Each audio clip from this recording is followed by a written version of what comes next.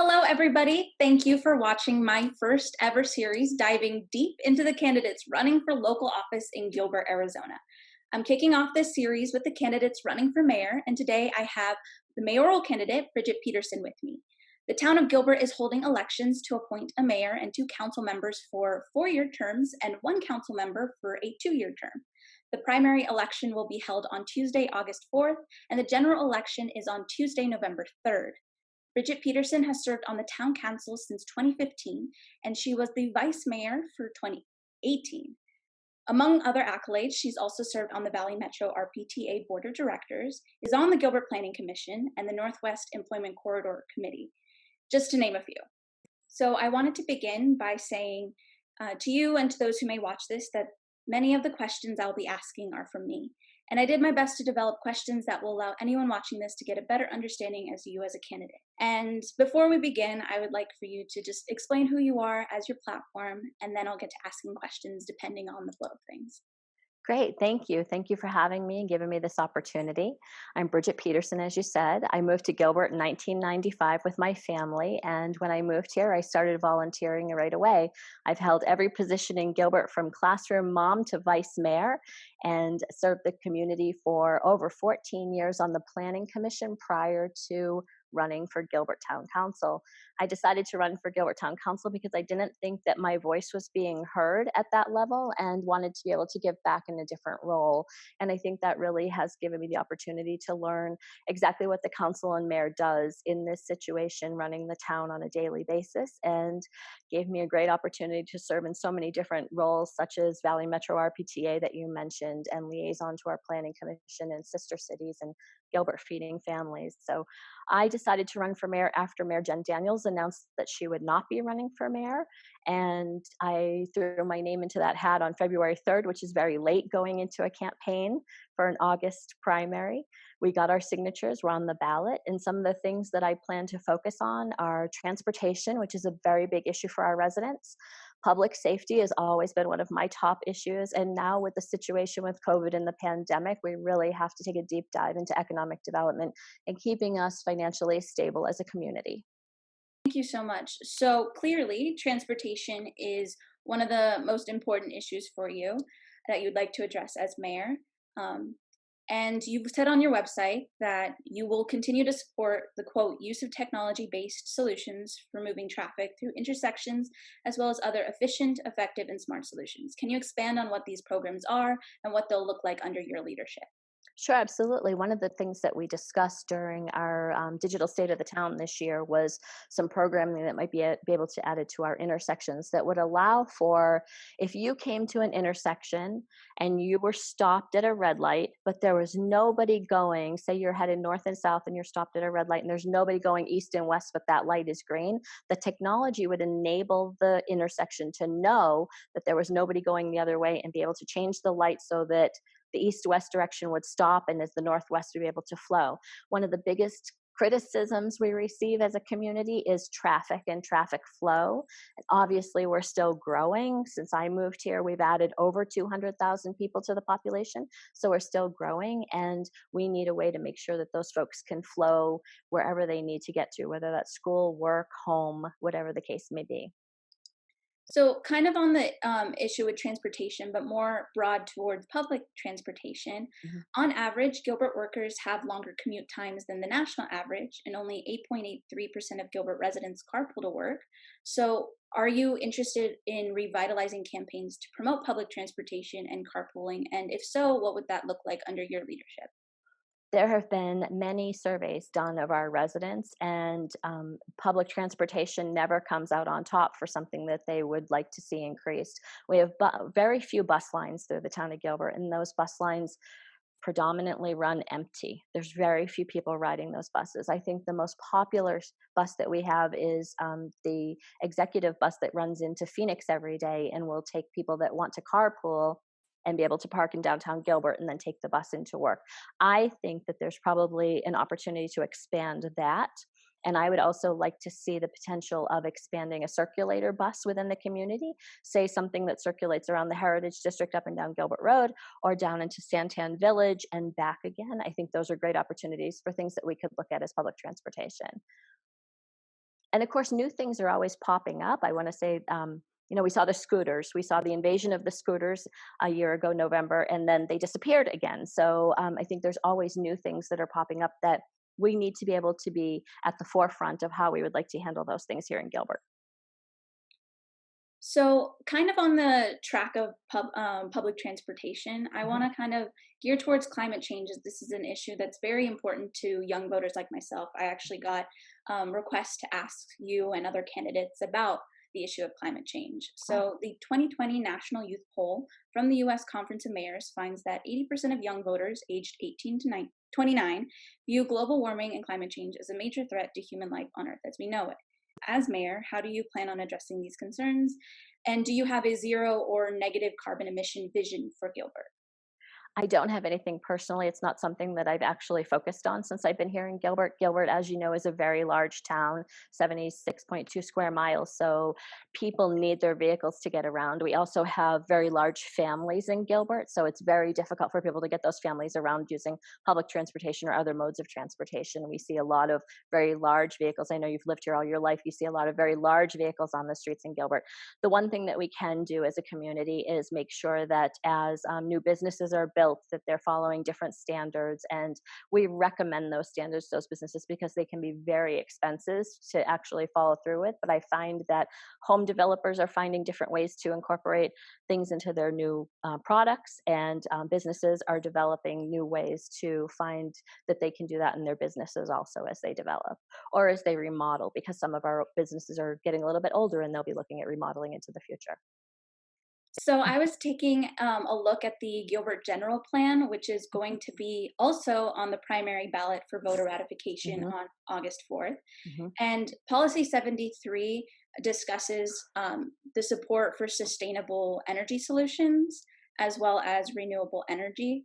Um, so, is there anything available for Gilbert residents to try to incorporate renewable energy to try to make it more affordable? That's a very good question, and I don't have an answer for you off the top of my head.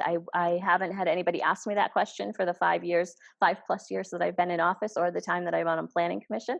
So I don't have an answer to that one, but it'd be something that I'd be happy to look into for our voters. And one more thing that actually came up as a someone who wanted me to ask you Hmm. was we currently have the EPC, which is the Environmental Compliance Program to respond to accidents and spills of hazardous material here in Gilbert. But they were wanting to ask you about potentially thinking, I know this isn't one of your top issues, but thinking of in the future to create initiatives that are proactive in preventing harm from pollution and such, and rather than just focusing on reactionary ones.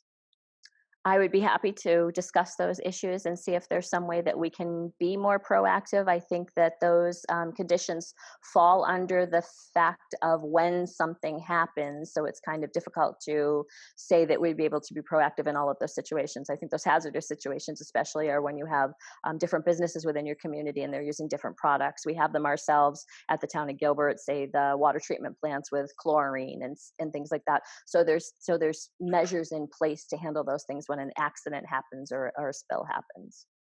And then last one, because this actually sparked my interest when I was reading the general plan that people really need to look into, and hopefully I'll be able to actually make a video series kind of diving deep a little bit more into what they are. The issues of waste management. So most of our trash gets sent to the Salt River landfill, but Mhm. they're projected to reach capacity at 2032.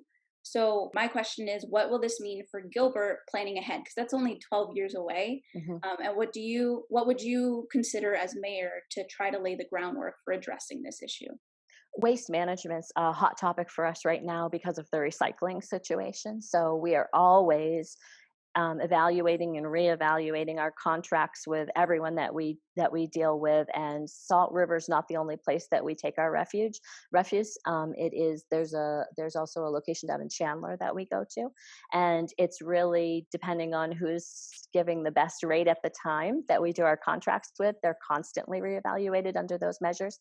And then because recycling, and I'm sure you've heard in the news of all the recycling issues with China, that they've stopped accepting a lot of recycling. So the cost of recycling has now passed the cost of our garbage pickup. We used to, and this is how I got my husband to recycle all the time.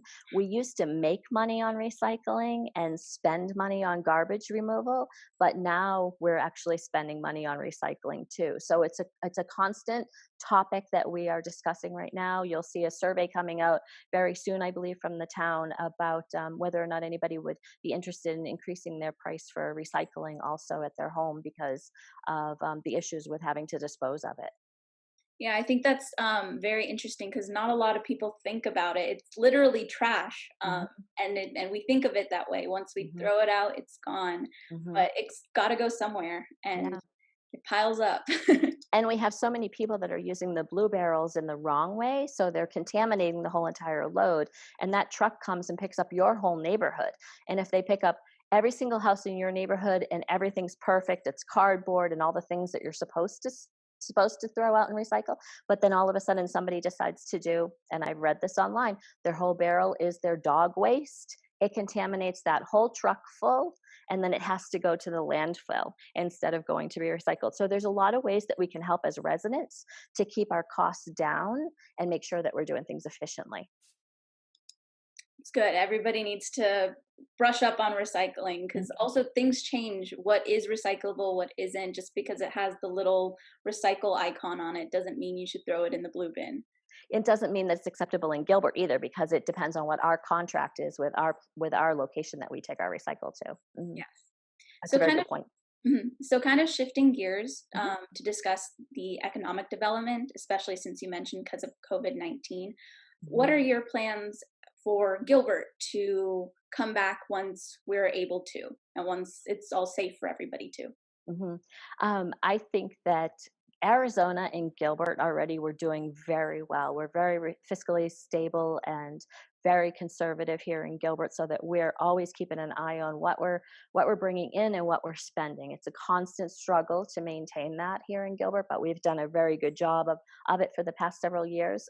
Since I've been on council, we've actually improved our bond and credit ratings. We're in the top 50 out of over 19,000 cities and towns in the United States for credit rating. So we're in really good shape. And I expect our businesses to probably bounce back much better than some other parts of the country. I think Gilbert will do well, and I think Arizona will do very well. We came out of the last recession really well. Gilbert was one of the top towns to come out of the recession. They were that was something that was recognized within the past 5 years, that this town did very well coming out of the recession.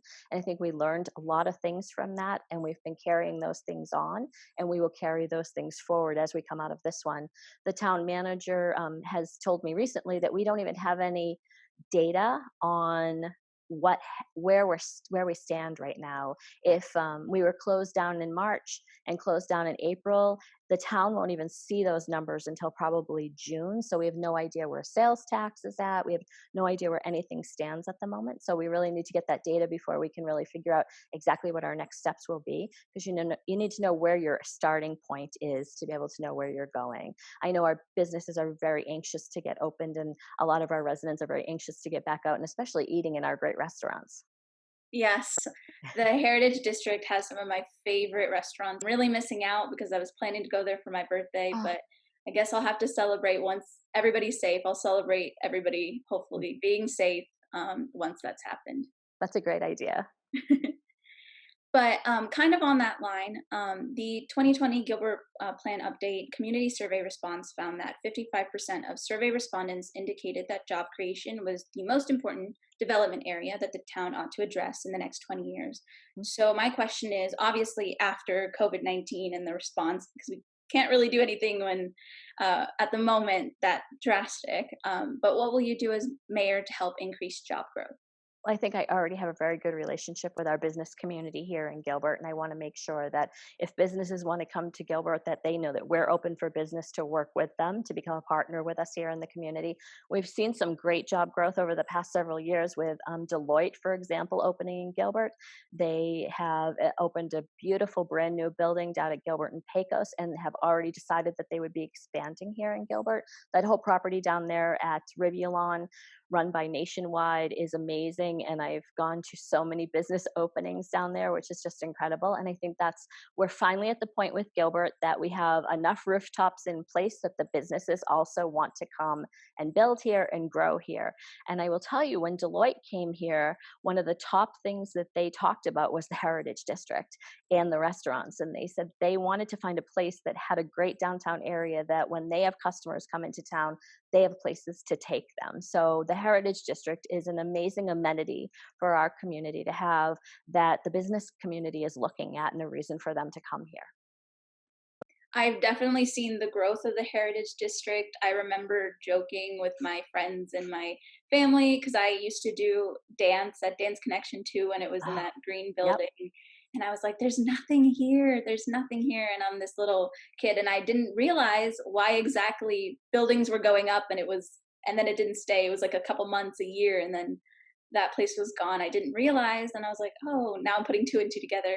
It's the recession that kind of gave Gilbert a hit, but now things are booming and there's so many new restaurants. It's really cool to see just the changes that are happening. I go Mhm. there and there's a new restaurant, new place every time, and I'm like, is this the same place I grew up in? And it's not. And I know, I have friends that were parents of kids that went to Dance Connection too, and they would say to me, "When is there going to be something down here for us to go to when we drop our kids off at dance?" And there wasn't. There was never anything there, and now there's so much. So another issue that I know that you care a lot about is public safety. Oh, excuse me. And you meant that's fine. That you mentioned in your website that you care a lot about public safety. And I know you support hiring more police officers and firefighters to quote fill vacancies created by retirements. I also know that you're in support of Question One in 2018 to build Gilbert's public training facility. So my question is, with these hiring initiatives, would you also be in support of more community oversight structure over public safety officials, or at least more community involvement in the Police Community Partnership Committee? I don't know that we have a police committee right now in place. We do have a citizen-run group that helps run their. They have a citizens alumni that comes out of all the people that take the Citizens Police Academy, because there's a class that you can take that's about 7 or 8 weeks long, and you get an in-depth view of everything that the police department does. Every class is a different topic, and those alumni come out of that group, and they help raise funds for the alumni. They do certain things. They run an annual golf tournament, but they're the kind of the group that is in tight with the police department at the moment. I don't know how better to say that. And our police department does a great job in the community and getting out in the community. They were doing monthly coffee with a cop, or froyo with the 5-0, or pancakes with the popo, or you name it, they've tried it. And it's a great opportunity for them to not only get to know the adults, but the kids, and get to know let the kids get to know them. Because excuse me, when you approach an officer, he can look very scary. He has 40 pounds of very heavy, big black equipment on. And so a child is told, this is your safe person that you're supposed to go to, yet they can look very intimidating. So it's a great opportunity for our kids to get to know our police officers. I totally and completely encourage that. We have a great chief that's been in that position now for about 3 years. He's doing a great job keeping up with the demand of hiring, because of we're at a point in the age of our department that we have a lot of people retiring. So you need to fill those spots. But at the same time that we're trying to fill our spots, Arizona Department of Safety is trying to fill 600 spots, and the city of Phoenix is trying to fill 4, 5, 600 spots. So we're all competing for the same pool of candidates, and it gets very difficult. So I definitely did support the public safety training facility, so that we would have a place that we would be able to train those new police officers to hold um, our own graduations, our own programs, and everything that we need to make sure that our police officers have everything they need to be the best that they can be every day on the job, and our firefighters, because that's a public safety training facility for both departments. So kind of still on the jobs economic development route, around 6% of Gilbert's population lives below the poverty line. And although that's a small number compared to the national average and even the state average, the census data shows that this number is rising. So, do you have any plans to address this as mayor, the rising poverty rate? That's a difficult topic to battle because it's like saying that we don't have enough low income housing in our community or enough affordable housing in our community. It's very difficult to approach a topic like that and to know where best to start. I haven't had any discussions on that so far. I was part of the group that discussed and planned for and helped open the Heritage Center in downtown Gilbert, because we do realize that there are residents in our town that have different needs, that need a dentist, for example, or medical needs that they're not getting taken care of in other places. And so the new Heritage Center does that by being run by nonprofits. So the town of Gilbert provided the building and the location, and we used a grant to remodel the building. And now Ascend and Dignity Health and other users are in there providing all of the resources that those families need. So we're doing our part that way. It's very hard sometimes to figure out how else to tackle that problem. And like I said, when it comes down to housing, because land is so expensive in Gilbert, it's very hard to build homes that people, the average everyday person, can afford. So, kind of gearing to more topics that really impact young people like me, and Mhm. that's education. So, I'm currently a college student. I went through Gilbert Public Schools, went to Neely and South Valley, and then Mesquite High School. So, as Mhm. mayor, you do kind of get to support education. So, what are those educational efforts that you would support as mayor, and what you'd support now? Actually, yes, we have three school districts in Gilbert, with Gilbert Public Schools, Higley Unified School District, and the Chandler Unified School District. I have a great relationship with all three of the superintendents from those school districts, know them all very well, have served as a liaison to the Chandler School District during my time as a council member.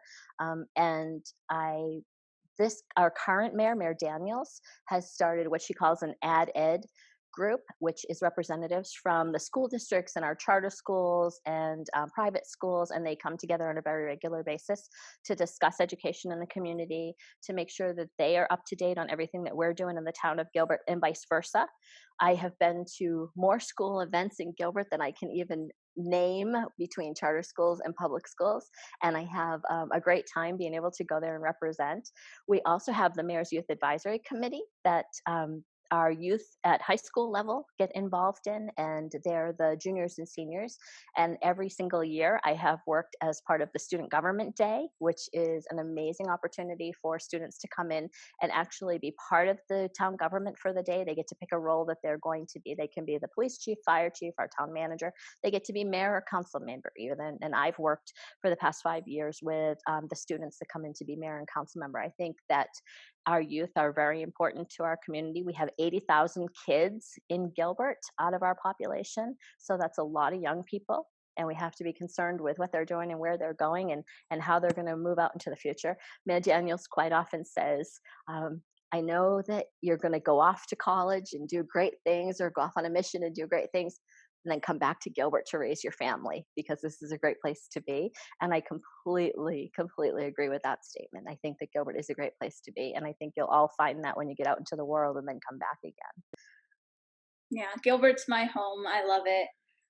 For I think because I've lived here my entire life, there was a time when I just wanted to leave, but now Hmm. I can't think of a better place than Gilbert. Um, so similar to that, I know these educational efforts are great, and if any young person is in high school right now watching this, please look up all these resources, because they're to your benefit, and Hmm. they're great experiences for you to have. But on top of that, there's also 18-year-olds who are either graduating this year or have already graduated, and younger people in that demographic, Gen Z and younger millennials, that are voting for the first time or the first few times, uh, me included. Hmm. So, what would you do as mayor to help our voice get out there and help us bridge the gap? Because I do know that voting for people in my demographic, especially here in Gilbert, is not high. It's unfortunately very low. So, what Hmm. would you do to help kind of spark interest in Gilbert? Well, I think that what you're doing right now is a great example of what you can do to reach out to people your age and the younger demographic in Gilbert. The average age of a resident in Gilbert is around 33 years old.